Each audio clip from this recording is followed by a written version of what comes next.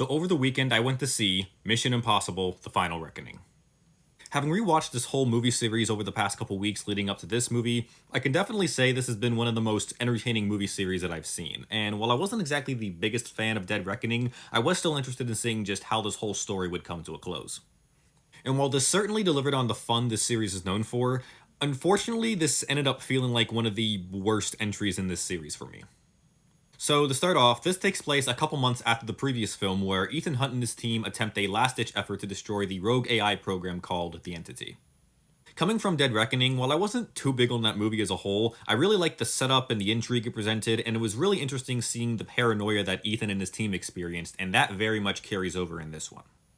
Unfortunately, the first half of this movie is really rough, as there is an aggressive amount of exposition here. So much of the dialogue was just characters over-explaining every little thing about every situation and reminding different characters about everything that might have happened, and it really bogged down and dragged an already long movie. The story attempts to tie itself back into a couple of the previous movies in the series, and while I like some of the ideas they went for, again, it was really hard to fully care when the exposition was so egregious during those moments, and that was by far the most disappointing aspect of this movie. Funny enough, as soon as the second half kicked in and the first set piece got going, it was like we were back in business. The writing tightened up and the character moments in between all the action and detention were as good as previous movies, and one of these set pieces is definitely up there for me as one of the best in the whole series.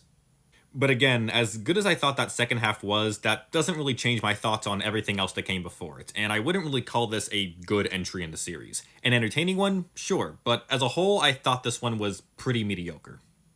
While Mission Impossible: The Final Reckoning manages to deliver on the action the series is known for, it is severely brought down by a first half containing an indulgent amount of exposition, making its story needlessly convoluted. If this is really the finale, then it ended up being a disappointing one.